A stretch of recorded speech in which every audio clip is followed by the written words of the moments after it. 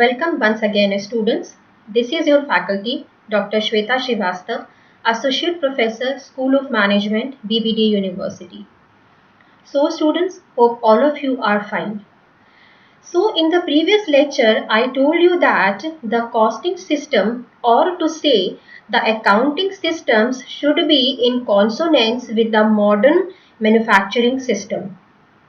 The job of a management accountant is to furnish relevant information at the right time so that the management can take a right decision at the right time. So we have understood the difference between the traditional accounting systems and the new accounting systems, what we have learned as backflush accounting. So students, in this lecture, I'll be explaining you another type of modern accounting system in the name of throughput accounting. In the previous lecture, I've explained you backflush accounting, where the accounting or the transactions are, the recording is triggered as and when you purchase the raw material or you are actually completed the total production process, right? So you are in the traditional manufacturing accounting systems, there were so many entries, there were so many ledger accounts, there were so many transactions taking place. So the systems become complex, the information extraction becomes difficult. So modern accounting systems are actually complementing the requirement of speedy production, right? So let us understand what is another type of modern accounting system. So here I'll be explaining you throughput accounting. So in the previous lecture I have covered backflush accounting, and here I am completing throughput accounting. The basis of throughput accounting is the theory of constraints. Theory of constraints is basically the solving of problems by finding the weakest link. Weakest link is actually treated as a bottleneck. Output is improved by identifying the bottleneck, alleviating it, and the process goes on, right? So the theory of constraints, constraint means impediment, it means your limitation. So it is assumed in throughput accounting that your manufacturing process should take care of the bottleneck, because it is the weakest link which will actually reduce the pace of production. So this weakest link is treated as bottleneck.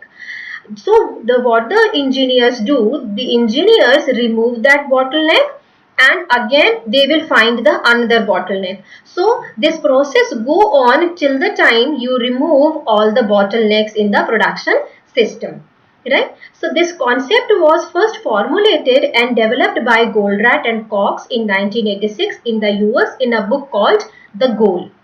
Goldratt in the year 1990 developed the concept and eventually gave it the name the theory of constraints, by which name it is known today in the US, right? So the theory of constraints basically focuses on your bottleneck or your limitation or limiting factor. The idea behind theory of constraint is that raw materials should be turned into products that are immediately shipped to customer at the greatest possible speed in a similar way to the GIT system. So as I told you that backflush accounting is done for the GIT system. So theory of constraints believed on the same philosophy that we should not produce to store, to invent, we should not produce to create inventories, rather we should produce to sell, we should produce to reach to your customer at the greatest possible speed. So the important concept behind TOC is that the production rate of the entire factory is set at the pace of the bottleneck, the constraining resource. That is what I have explained you earlier. So the entire pace of production is dependent on one, that is bottleneck. Hence, in order to achieve the best results, TOC emphasizes the importance of removing bottlenecks, or as they are called in the USA, the binding constraints. from the production process. So if you want to achieve that greatest possible speed, what you have to do, you have to remove that bottleneck. So that is how engineers focus on removing bottlenecks, then again focusing on another bottleneck till the time you remove all the bottlenecks from the production system.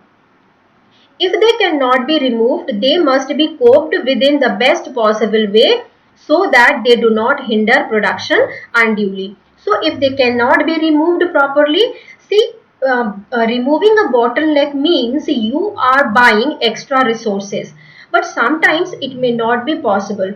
So the bottlenecks should be utilized in such a way so that it should not impede the smooth production process, right? So network diagrams need to be drawn to identify the bottlenecks or binding constraints. The simple network shows that the assembly and test process is the bottleneck, and that in order to maximize throughput, see students, throughput is actually output. So if you want to maximize output, a buffer inventory is prior to the assembly and test process should be maintained so that its employees never have to wait for components from previous process, right? So students, as you can see here, that in case of fabrication and process, we are taking 1 hour and 1.5 hours. In case of packing, we are taking half an hour. In case of process 1, we are taking 2 hours. So as you can see, but in assembly and test, you are taking 3 hours. So here you are the maximum time is utilized by 3 hours. But till the time you are not done with assembly and testing, you cannot go for packing. So here this assembly and test is treated as a bottleneck, and here what you have to do, what you are supposed to do, you have to pile up the inventory here so that as soon as the one cycle is over, this assembly and testing should not be allowed to wait, right? So we have to maintain a buffer inventory in front of this bottleneck, right? So this is how network diagrams can assist you in finding out which resource is the binding resource and which is not. So TOC, theory of constraint, identifies 3 types of cost. One is throughput contribution, that is sales revenue minus completely variable cost. This is usually sales revenue minus direct material cost. Students, here why I want to explain one thing, that since we are actually we are aspiring to have speedy deliveries to the customers. So what is happening? We are taking short-term decision making situation. So in this TOC is actually, or the throughput accounting is applicable for short-term processes, because since we are not making huge inventories, we are producing according to the requirements of the customers. So to meet the delivery dates, we are running short run production processes. So in labor costs tend to be partially fixed and normally excluded, although if they are fully variable, they could be included. Direct material cost includes purchased components and material handling cost. So it is assumed that labor costs are generally fixed during a short period of time. The labor wages remain fixed for shorter runs. So the first is throughput contribution, that is the only variable cost considered here is the direct material cost, and that takes into account the purchase price and the material handling cost. We are not taking labor as variable cost, as the labor wages are fixed in the short term. Conversion cost. These are all operating costs excluding completely variable costs which are incurred in order to produce the product, that is fixed labor and overhead including rent, utilities and relevant depreciation. Student, conversion cost I have also explained in backflush accounting. So this is the same term, but the only difference is that we have added the labor cost also. In case of backflush accounting, labor cost was excluded, labor cost was treated independently, but here conversion cost takes into consideration the labor cost also. Investments, which include all inventory, raw material, work in progress, finished goods, research and development costs, cost equipments and buildings, etc. So TOC identifies only three types of cost: throughput contribution, conversion cost and investment, right? So you can visualize the simplification in the accounting processes because the types of cost are reduced to only three. The aim is to increase throughput contribution while decreasing conversion cost and investment cost. TOC is a short-term profit maximizing technique that is very similar in approach to marginal costing. The only real difference is that the contribution may be more realistic in all conversion all conversion costs are assumed to be fixed costs. That is, see in here throughput contribution is treated as more realistic because conversion costs are all treated as fixed costs because they are actually fixed in the short run. So since this is maximization of profit, so we generally use linear programming technique. Because we have to maximize throughput contribution, right? So now we have to find out the similarity between TQM and TOC. So students, you must be thinking that all such things are also assumed while implementing TQM. So these things I have already explained while discussing with you the TQM process. So TQM and TOC, they both follow a continual loop. It means plan, do, check, act. So what you are trying to do, you are planning the production process. Do, you are trying to find out what is the hindrance in the production process. Check, you have to check the authenticity of that bottleneck. Act means remove that bottleneck, again move to the same process. So in TQM also, this TQM is actually a management philosophy to make quality as a continuous process. That is why continuous improvement, Kaizen costing is assumed in total quality management. So same type of philosophy is also assumed in theory of constraints. So both accept systems approach. They assume that we are working for the organization as a whole. All the subunits of the organization are interrelated and interdependent. So if any dysfunctionality happens at one system, that will eventually affect the profitability of the entire organization. So TQM and TOC both accept this systems approach. Reject acceptance of the status quo as good enough and always work for improvement. See students, we should always aspire to move ahead. Nothing should be accepted. Status quo means the current situation is good enough. We should not reject we should not accept the status quo as good enough and you feel that I am satisfied with my current situation. But this should not happen in case of organizations. While discussing the TQM, I gave you so many examples like Nokia and all. So every time you need to change and you need to change for good. That is what I mean by Kaizen. So as TQM says, we should always aspire to improve. This is PDCA. This is a continuous cycle. So in the same way, TOC always also aspires for continuous improvement. You should always go on removing your bottlenecks, right? So both the systems focus on single problem at a time because they know that you can handle one problem at one point of time. So once you remove one problem, you should move to another. So here that is how you can make the systems problem free, right? So the same goes with the TOC also. In the first instance, we'll remove one bottleneck. Then once it is alleviated, the organization will move to another limiting factor. So this is the similarity between TQM and TOC. Now what is the dissimilarity? TQM is a management philosophy, but TOC is specific to that particular bottleneck. TOC does not require continuous learning, but TQM does. In case of TOC, you need to only remove that particular bottleneck. But in case of TQM, you have to incorporate the market changes. So TQM is wider than TOC. So TOC focuses on output maximization, that is throughput, but TQM on zero defect. right? So philosophy is different, although the implementation is almost same, but the philosophy is different.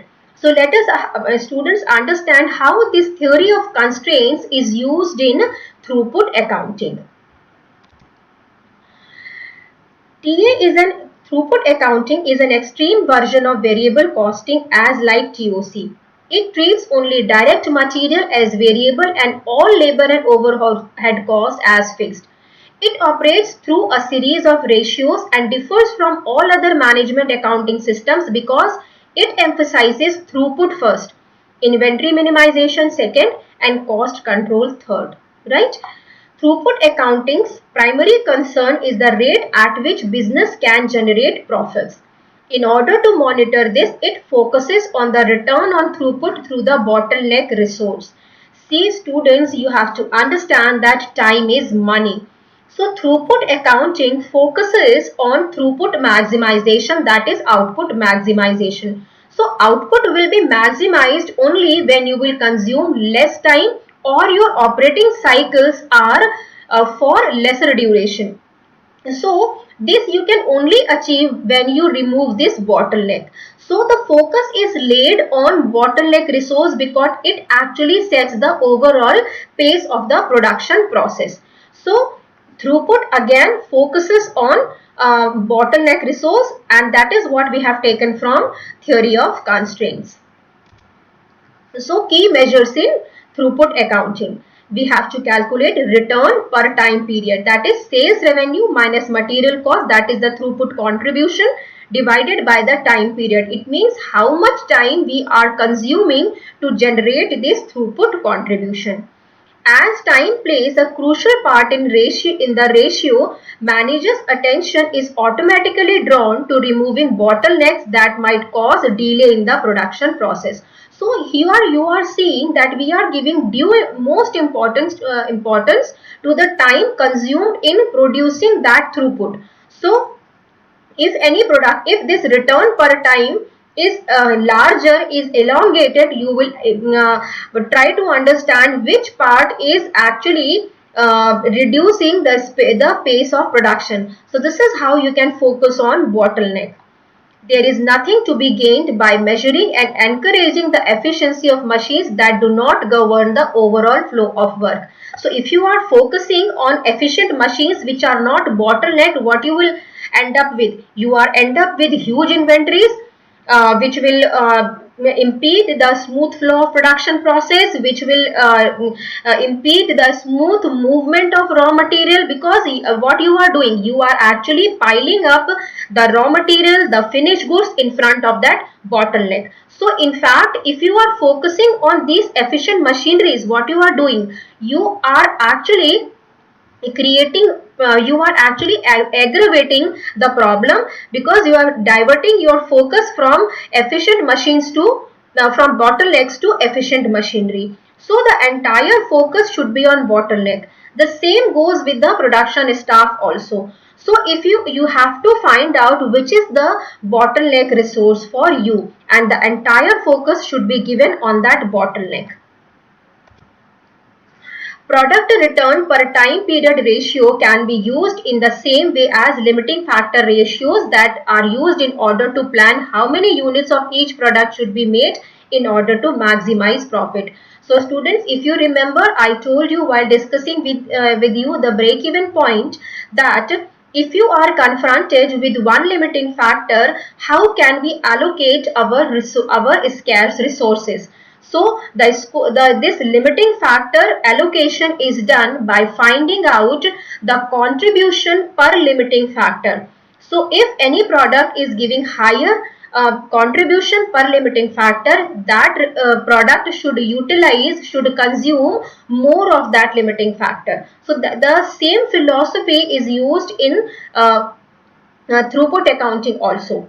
The limiting factor is the first factor that prevents a manufacturing company expanding production towards infinity, and the ratio is contribution divided by limiting factor. But student, you have to understand here contribution is throughput contribution. It means sales minus only material variable cost. The products are ranked according to this ratio. that is according to their use of the limiting factor. The one with the highest contribution per key or limiting factor being the best financially. So product return per minute will be sales price minus material cost divided by minutes on key or bottleneck resource. This is what I've explained you here. So what we are trying to find out we are trying to find out product return per minute of by consuming this bottleneck resource. So I'm explaining it with the help of one example. So a company produces two products A and B, the production cost of which are shown below. So direct material cost 10 pounds, 10 pounds, direct labor cost 5 pounds, 9 pounds, variable overheads 5 pounds, 9 pounds. So in a total we are getting total product cost as pound 25 for A, pound 37 for B. Fixed overhead is absorbed on the basis of direct labor cost. The products pass through two processes Y and Z with associated labor costs of pound 10 per direct labor hour in each, right? The direct labor associated with two products for these processes is given below. So time taken for product A at process Y is 10 minutes. Product B consumes 39 minutes at process Y. The same goes with process Z. For A it is 20 minutes. For B it is 15 minutes. Selling prices are set by the market. The current market price for A is pound 65 and that for B is pound 52.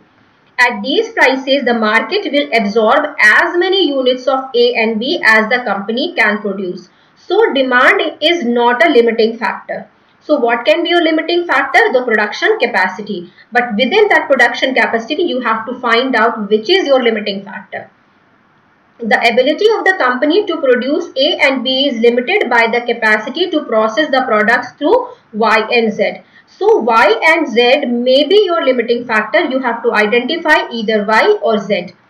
The company operates a two-shift system giving 16 working hours per day. It means both the processes will have 16 hours in total per day. Process Y can process 2 units simultaneously, although this doubles the requirement for direct labor. Process Y can operate for full 16 working hours each day. What production plan should company follow in order to maximize profits, right? So here you can see that process Z is a single process line and 2 hours in each shift will be downtime, right? So it means what you are 2 hours is 16 working hours means 18 hours per shift. So 2 hours is the downtime per shift. So it means how many hours we have? We have only 12 working hours for production for process Z. So in this question, the only constraint is the company's ability to process the product. The total daily processing time for Y and Z are 2 into 16 into 60 minutes, that is 1920 minutes. For Z, we have only 12 hours because 2 hours is downtime for per shift. So total 4 hours. So we have 12 hours into 16 minutes. So this is 720 minutes. So why have multiplied it by 2? Because as it is given in the question that process Y can process 2 units simultaneously. That is why we have multiplied it by 2 here. So the maximum number that can be produced of each of the product is 1920 divided by 10, that is 192 units, because as it is mentioned here that the associated labor is pound 10 per direct labor hour in each, right? So let us move here.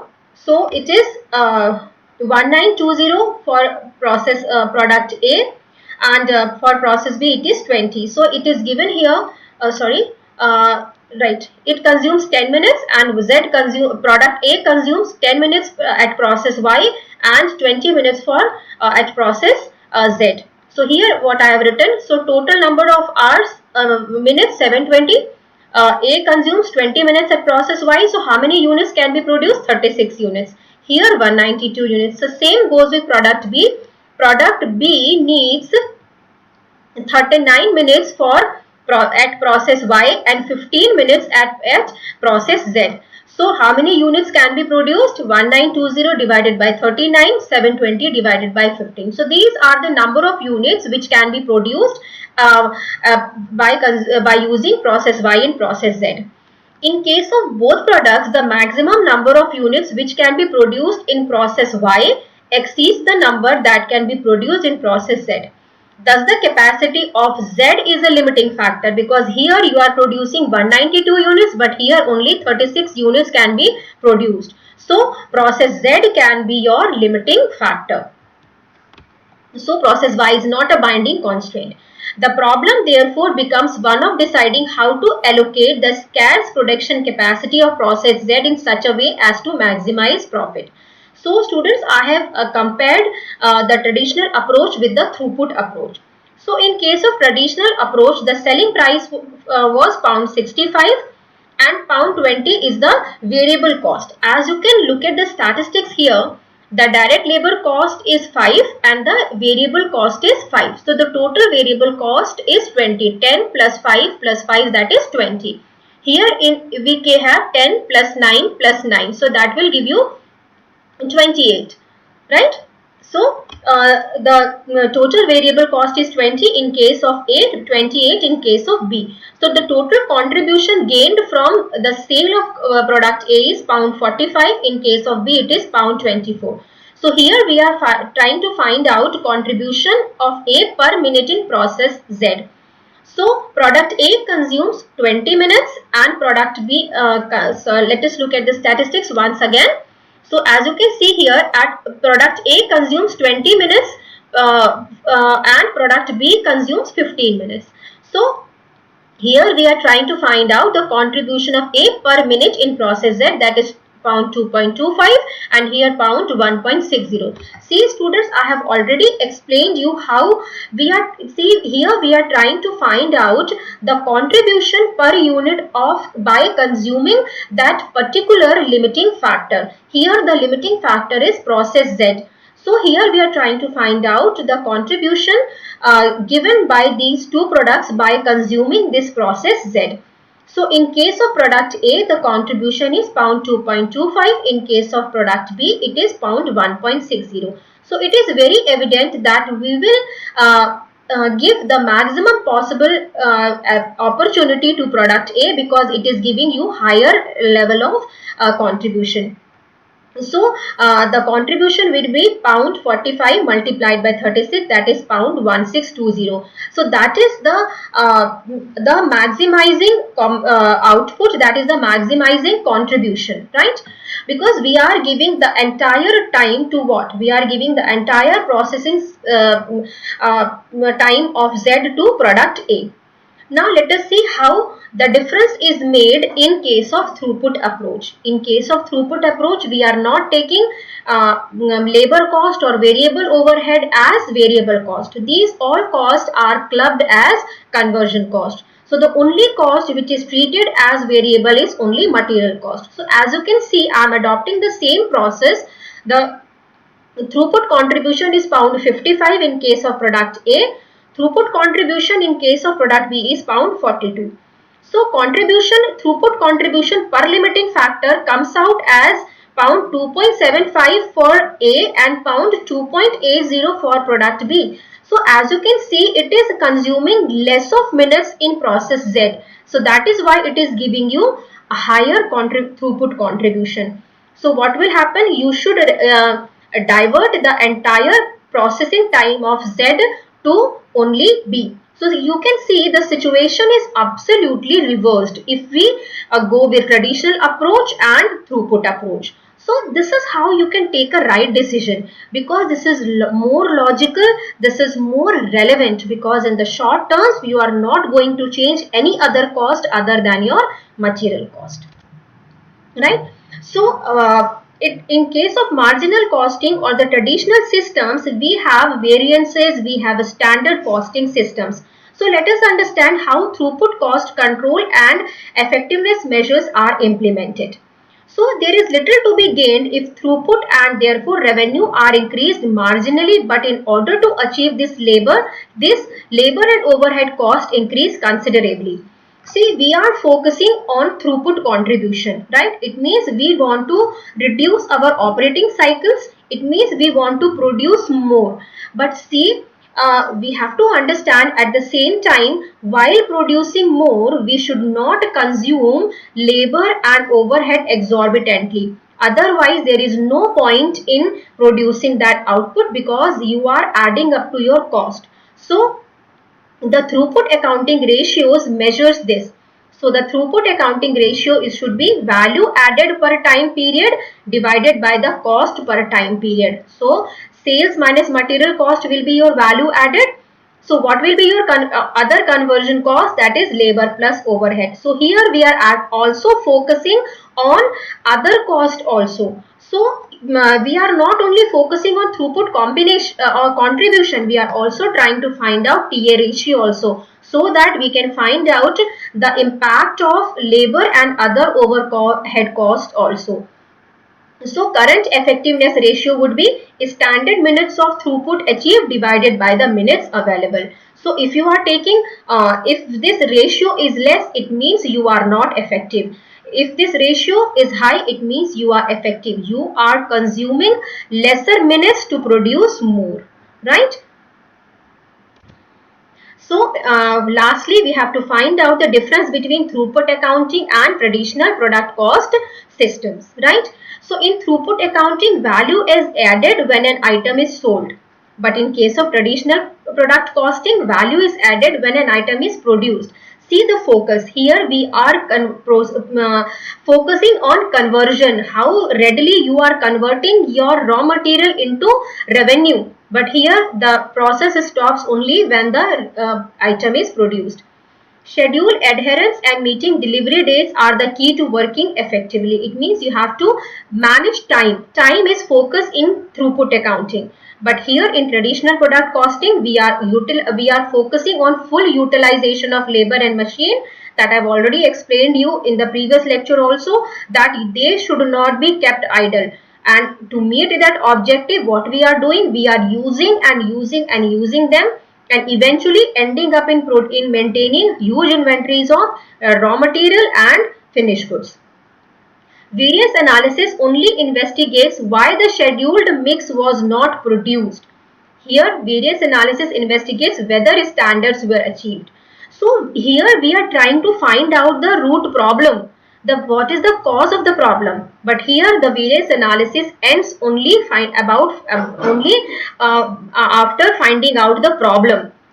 Here the focus is solution based. Here the focus is only at finding the problem. Labor and traditionally defined variable overheads are not normally treated as variable cost. Here they are all treated as conversion costs, which are generally assumed as fixed in short term. Here we are taking labor and traditionally defined variable overheads are variable cost. So inventory is valued in the income statement and balance sheet at a material cost only, right? On the basis of variable cost only. But here inventory is valued in the income statement and balance sheet at total production cost. It means the variable cost and the fixed cost as well. So as you can see, students, the throughput accounting is more accustomed to the modern production systems. It requires lesser time to find out where the problem area is. It requires lesser time to tackle the problem, to remove the problem, because you are only focusing on bottlenecks or the limiting constraints. So students, that is all from my side for this lecture.